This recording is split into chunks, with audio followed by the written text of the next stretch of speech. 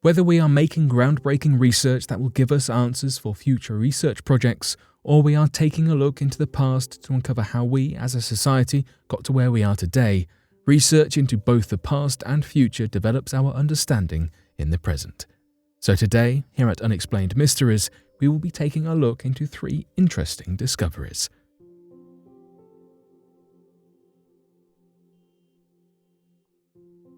Witch marks are removed from a medieval UK church to make way for a high-speed railway.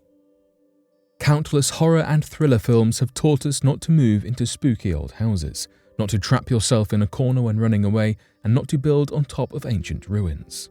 For some, it seems, this advice has not been taken to heart. HS2 Limited is one company that is ploughing on ahead with their new project, unconcerned by the popular horror film tropes. HS2 Limited is planning on continuing their high-speed rail project over the ruins of a medieval church. Their high-speed railway is being implemented throughout the UK, though some suggest they would be wise to divert the tracks to avoid this supposedly haunted church. Stoke Mandeville, a village in Aylesbury, Buckinghamshire, England, is home to the impressive St Mary's Church, which has stood since 1070, for more than 900 years. In its prime, St Mary's was a private chapel for the Lord of Stoke Mandeville, though later in the 1340s there was an expansion so that more local villagers could use the space. The next chapter of this building's rich history was it unfortunately being torn down, as a new church was built further into the town. In the 1860s, St Mary's was demolished. Though this is not the end of this church's story. The site saw an early excavation which uncovered a series of stone beams, some with peculiar circular patterns carved into them. These unusual etchings resemble the spokes of a wheel, with holes drilled into the middle of the pattern and on each spoke. Experts revealed that these were indeed witch marks. Witch marks intended to protect individuals from negative spirits. Project officials explained that these marks ward off evil spirits by entrapping them in an endless line or maze. It was then Michael Court, the lead archaeologist for this HS2 Limited research, who described the markings as a fascinating insight into the past. These witch marks have the potential to provide a great deal of information to us about the beliefs and superstitions of the past. During the first HS2 Limited excavation, it was reported that the church had some sections of it that remained in good condition considering its history and age. The report showed that some walls stood as tall as 5 feet even today, and that some floors were also still preserved. The witch marks themselves were found in 2 different stones, one at ground level and the other much higher. Some possible explanations for the use of the marks besides witch marks were ruled out, due to their location. For example, the circular pattern could not have been used as a sundial as it was not by a southern door. St Mary's is not the only site that has seen these peculiar witch markings. A number of other medieval buildings throughout the UK have had witch markings discovered from inside them. One of these was a limestone gorge and cave complex known as Cresswell Crags, which has had occupants drift in and out since the last ice age. Throughout the numerous sites that they have been found in, it seems as though these marks are carved into stones by doorways, windows, and fireplaces to prevent the spirits from getting into the building at all. In the end, the spirits did not wreak enough havoc to save St Mary's Church. So while there are still witch marks that are intact, above this old church now stands the high-speed railway line.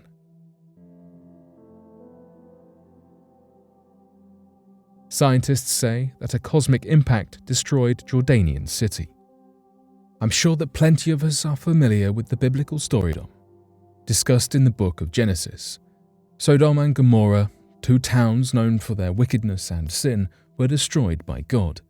It is one of a number of Bible stories detailing God's anger that was provoked by sin. These 2 cities in particular were destroyed with a rain of fire and brimstone.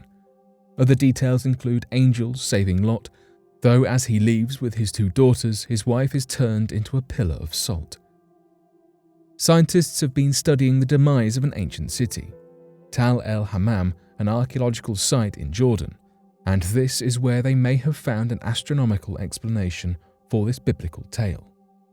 This newfound evidence is actually 3,600 years old, but it seems to suggest that Tal el-Hammam was ruined by what is being described as a cosmic airburst. Some researchers, having found this evidence, think that the biblical story of Sodom could have been inspired by the celestial impact upon Tal el-Hammam. After all, something from space that causes bricks and clay to melt does sound suspiciously similar to a rain of fire and brimstone. What was once pottery had been melted into glass, mud brick was described as bubbled, and building materials melted beneath a burn layer of 5 feet in depth. James Kennett, one author of the paper detailing the cosmic impact, said, "We saw evidence for temperatures greater than 2,000 degrees Celsius." He continued to elaborate, saying that the biggest surprise in this discovery is the shocked quartz. This produces sand grains that can only form under intense amounts of pressure. Quartz is one of the hardest minerals. This is a rather rare occurrence.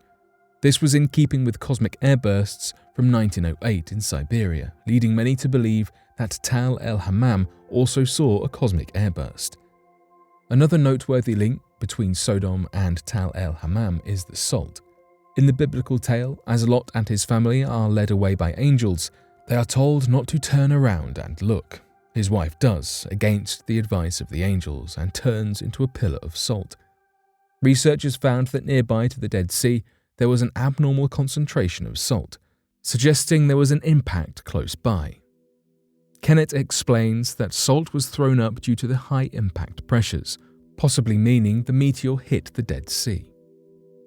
So far, scientists have confirmed that the details in Genesis align with a cosmic airburst, and that currently the evidence at Tal el-Hammam aligns with that of Sodom.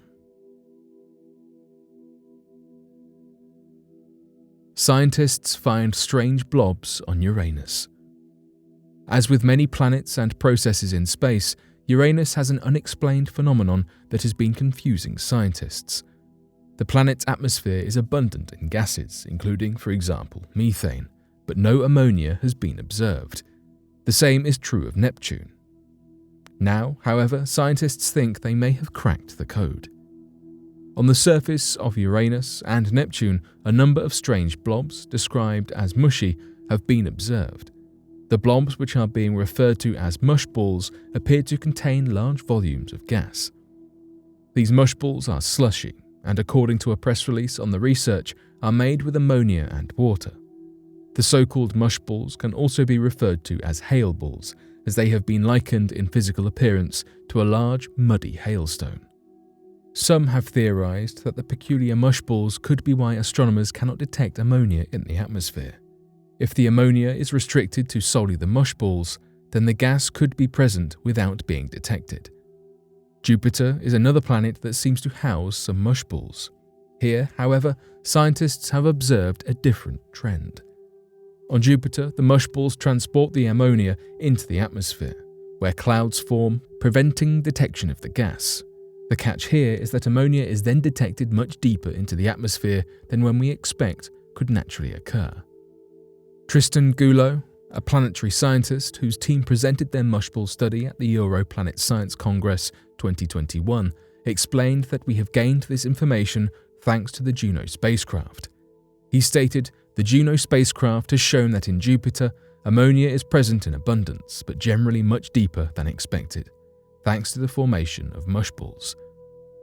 Scientists hope that by studying other planets, such as Jupiter, we will be able to gain more answers regarding Uranus and Neptune, though we still do not know much about Neptune and Uranus compared to other planets in our solar system. Neither planet has been explored or visited since 1989, when NASA's Voyager 2 mission flew past the two mysterious planets. We can continue to develop our technology on the ground and conduct research from here on Earth, though the results are not quite the same as the high-tech outer space technology we are seeing in spacecrafts like Juno exploring Jupiter. Hopefully, over the coming decades, we will be able to unravel precisely what is happening on Uranus and Neptune, though for now, we will be taking educated guesses as to what the mushballs are specifically doing. As we develop our technology and conduct new and wider observations, we grow closer to exploring space and the future. However, uncovering markings and evidence of just how we lost ancient cities reminds us that there is still so much to learn from our past.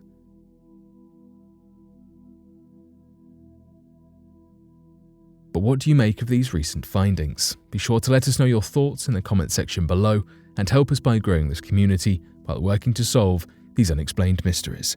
Thank you for watching, and don't forget to subscribe for more videos.